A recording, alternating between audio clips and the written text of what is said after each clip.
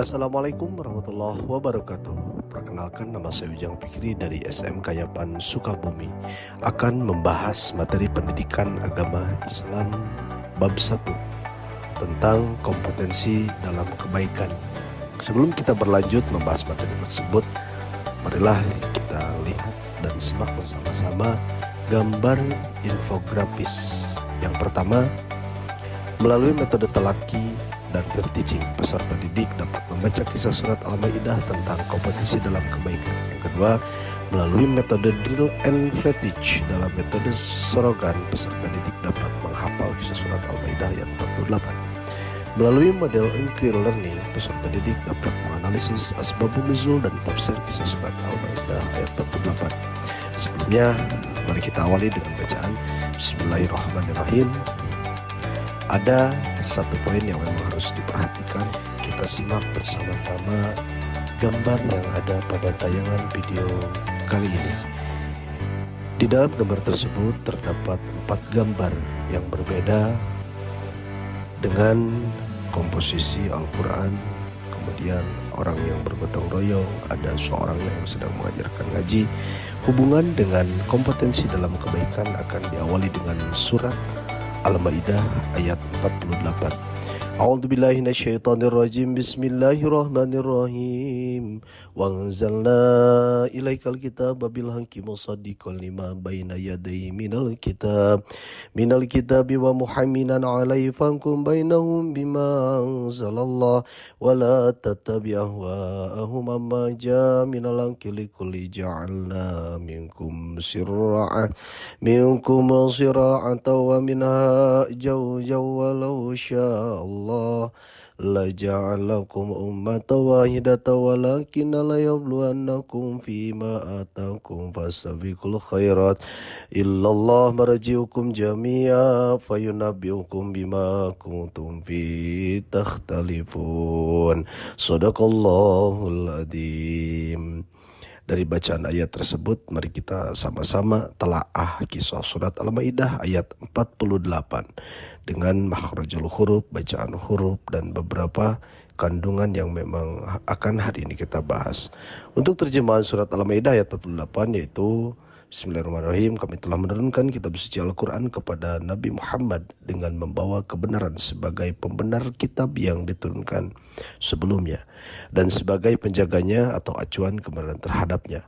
Maka putuskanlah perkara mereka menurut aturan yang diturunkan Allah, dan janganlah engkau mengikuti hawa nafsu mereka dengan meninggalkan kebenaran yang telah datang kepadamu. Untuk setiap umat di antara kamu kami berikan aturan dan jalan yang terang. Seandainya Allah menghendaki, niscaya Dia menjadikan satu umat saja. Akan tetapi Allah hendak mengujimu tentang karunia yang telah Dia anugerahkan kepadamu. Maka berlomba-lombalah dalam berbuat kebaikan. Hanya kepada Allah Subhanahu wa Ta'ala kamu semua kembali. Lalu Dia memberitahukan kepadamu apa yang selama ini diperselisihkan.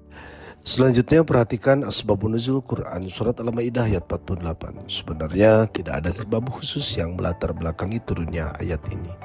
Adapun faktor pentingnya adalah umat Islam jangan sampai bersikap dan berperilaku seperti umat tergantung, misalnya umat Nabi Isa alaihissalam dengan kitab Injilnya, umat Nabi Musa alaihissalam dengan kitab Tauratnya, umat Nabi Daud alaihissalam dengan kitab Zaburnya yang tidak mengamalkan ajaran kitab suci keberadaan. Kitab suci menjadi bukti dari kasih sayang Allah SWT kepada umat manusia. Coba bayangkan jika tidak ada kitab suci, pasti akan kacau dalam tantangan kehidupan ini. Padahal setiap orang harus menyadari bahwa kitab suci itu harus ditaati dan diamalkan, bukan dicari-cari dalil yang membenarkan perbuatannya. Apalagi hanya sekedar mempertahankan hawa nafsu belakang. Sekarang saatnya umat Islam tampil menjadi pemimpin dunia, penebar kedamaian dan ketentraman.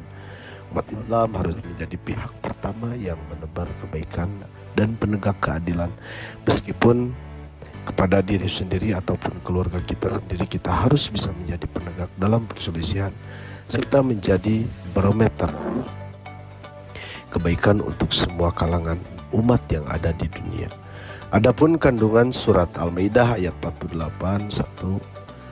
Al-Quran bukan hanya membenarkan kitab suci yang sebelumnya, tetapi juga menjadi batu ujian atau tolak ukur kebenaran dari kesahihan kitab-kitab yang sebelumnya. Yang kedua, setiap umat memiliki syariatnya sendiri yang merupakan sumber kebahagiaan di masanya. Yang ketiga, bagi setiap umat ada kiblatnya tersendiri sesuai kecenderungannya atau keyakinan masing-masing. 5. Melalui ayat ini umat Islam harus giat melaksanakan segala bentuk kebijakan seperti sholat, memberikan ilmu, peduli kepada sesama, menebar kedamaian, berprestasi maksimal dalam bekerja, kemudian santun dalam bertutur kata yang baik atau akhlakul karimah. Yang kelima, Allah Subhanahu wa taala tidak menghendaki menjadinya manusia dalam satu umat atau satu pendapat, bahkan satu kecenderungan atau bahkan satu agama selanjutnya. Karakter yang harus dimiliki oleh setiap siswa dalam pembelajaran ini, yang pertama religius. Siswa harus memiliki keyakinan yang mantap agar setiap muslim itu bekerja keras untuk menggapai setiap asa cita-cita karakter. Yang kedua adalah tanggung jawab umat Islam harus banyak mengubah etos kerjanya sehingga kemuliaan dan ketinggian Islam itu sangat nyata adanya, bukan hanya omongan gelap. Karakter yang ketiga adalah sehingga kebangsaan mayoritas muslim Indonesia ini harus dijadikan modal bukan beban, karena etos kerja muslim harus mewarnai sejarah Indonesia bahkan dunia sekalipun. Yang keempat, peduli lingkungan. Bekerja itu tidak hanya bertujuan memuliakan diri sendiri, tetapi juga manifestasi umat seolah yang mempunyai nilai ibadah di sisi Allah Subhanahu wa taala. Adik-adikku sekalian, yang terakhir pada materi ini adalah kalian ditugaskan untuk menghafal Al-Quran surat Al-Maidah ayat 48 dan artinya atau terjemahnya. Silahkan kalian menghafal dan perhatikan kesesuaian ilmu tajwid, ketetapan makharijul huruf, dan kelancaran bacaan. Jangan sampai aspek-aspek yang telah ditetapkan tidak diperhatikan, karena itu yang akan menjadi penilaian kalian dalam tugas menghafal Al-Quran surat Al-Maidah ayat 48. Akhirnya sampai pada akhir pembelajaran, saya mohon maaf yang sebesar-besarnya apabila ada kekurangan dan kesalahan. Semoga materi yang dapat saya sampaikan ini bisa bermanfaat dan semoga kita semua diberikan kemudahan dan kelancaran dalam mempelajari materi-materi yang sudah saya sampaikan. Dan selanjutnya insya Allah nanti akan berjumpa lagi di pembelajaran berikutnya. Cukup sekian saya akhiri, wabillahi taufiq wal hidayah. Assalamualaikum warahmatullahi wabarakatuh.